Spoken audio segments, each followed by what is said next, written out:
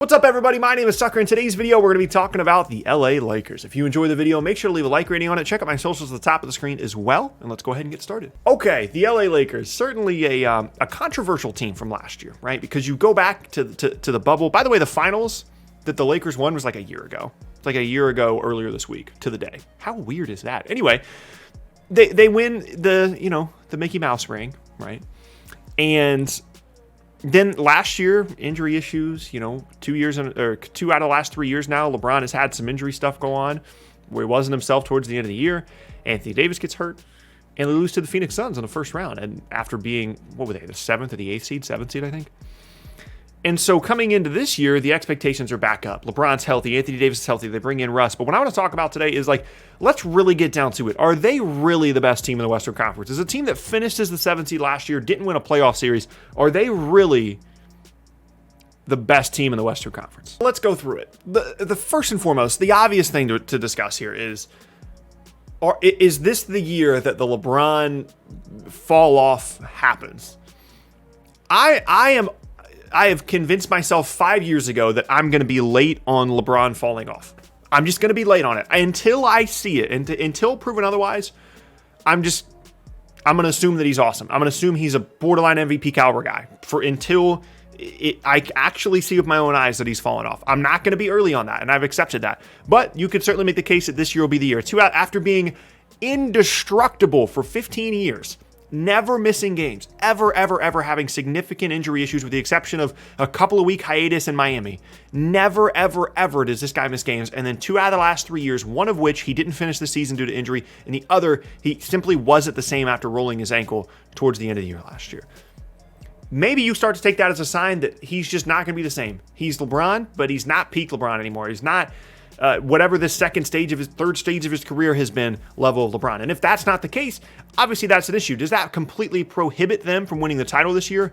I don't think so. They certainly still have plenty of top-end talent to be a championship competitive team this year, even if LeBron is 90% of what he was when he was fully healthy, ready to rock and roll last year. The reason for that is because they still have Anthony Davis and they have the recently acquired Russell Westbrook. To me, more of that burden falls on Anthony Davis, certainly, than it does Russell Westbrook. I don't know if Russell Westbrook's going to know that or not, but certainly more of that burden falls on Davis. He can easily be a top 5 defender in the entire league. He can be a top 5 player in the entire league when he's aggressive, when his jump shot has fallen, and when he's active and engaged. And if he does that, not only for the regular season, but for the postseason, there's no reason they can't beat any team in the league when Anthony Davis is operating at a high level and LeBron is still even just 90% of what he was when he was at his peak last year. The big question mark for me here is, does the Russ thing work? In a couple of different ways. The 2 main reasons that the Russ thing might not work for me are, 1, spacing. Obvious issue with a team that likes to play bigger with a guard that can't shoot the basketball, but likes to shoot a lot of threes, but he's not a very good three-point shooter. Obvious issue there. And 2, end of game situations is the best way I can put it. I respect the mindset of Russell Westbrook throughout his career, and I think it's part of the reason he's gotten as far as he has in his career is he just believes he's that guy when he's on the floor. Russ, the one time, if ever in your life, that you're not that guy is when LeBron James is on the floor with you. When I close my eyes and I think about it's game 6, it's a clinching game in the Western Conference Finals, and the Lakers are playing the Nuggets, and they need a bucket.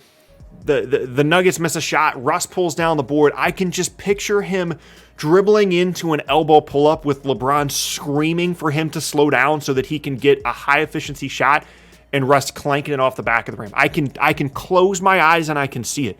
And if I'm a Lakers fan, that makes me nervous. The end of the game stuff that LeBron is always so good at controlling and at least getting a half decent shot or getting to the free throw line. If Russ just decides, no, I'm that guy, LeBron's not going to be happy about it. And if it happens enough during the regular season, it's going to cause issues. That's a real thing. Now, granted, there's a history of guys changing just having a complete difference in personality once they start playing with LeBron.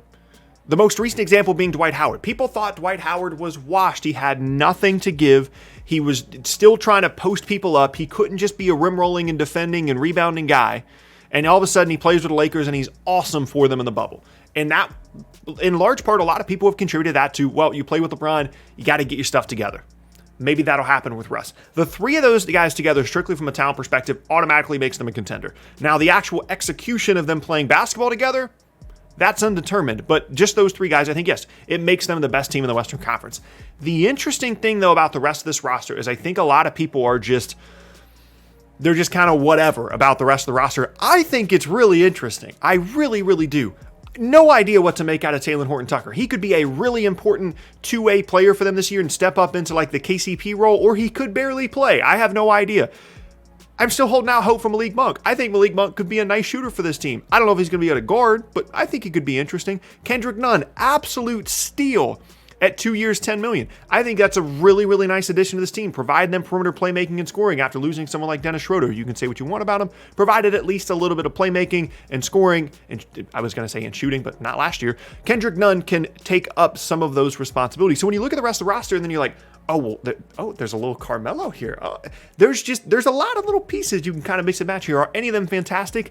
No, of course not. They didn't have any money. Russ, LeBron, and Anthony Davis are all making like $40 million. There's no way that they're going to be able to bring in high-level role players. But I actually think the roster is interesting. I think there's a good amount of versatility and things that they could change around. And here's what their season comes down to for me. Couple different things. One, if Anthony Davis is an MVP level player this upcoming season and in the postseason, nothing else matters. The Lakers are absolutely a contender, assuming there's no catastrophic injury to the rest of the roster. If Anthony Davis is like, hey, I'm an MVP, I'm that guy you saw in the 2020 playoffs and finals, put your hands up. You have to consider the Lakers a favorite in the Western Conference at that point. Okay, that's number one. Two, health, specifically as it relates to LeBron.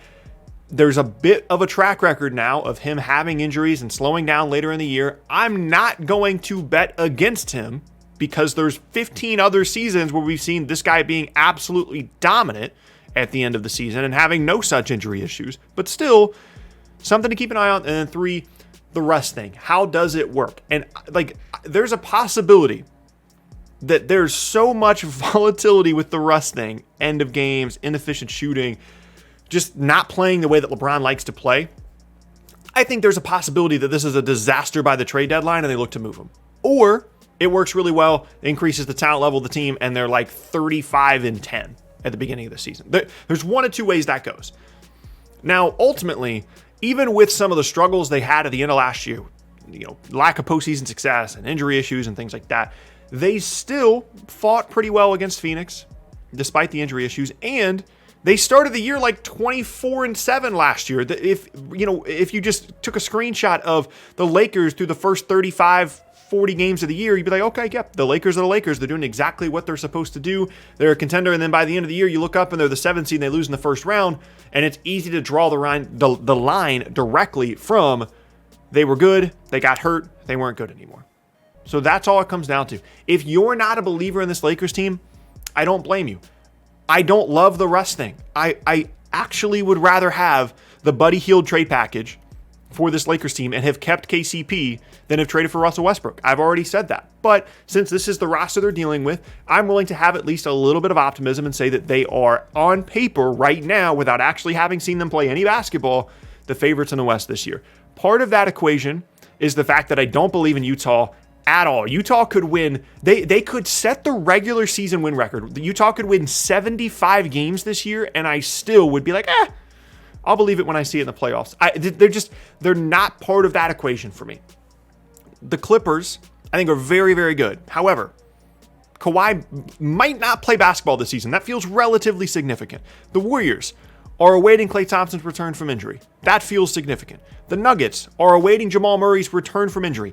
That feels significant. So if it was all equal and the Nuggets were fully healthy, ready to go, the Clippers were fully healthy, ready to go, I wouldn't pick the Clippers because I learned my lesson 2 years ago, and I'm just going to be late on that. I probably, if everything was fully healthy, I probably would pick the Nuggets, quite frankly. But given the injury issues, given the fact that there's just 0% chance that I can believe in the Jazz, and that this fully healthy Lakers team going up against a fully healthy Suns team, I would probably pick the Lakers. Given all those factors, yes, they're the favorites in the Western Conference.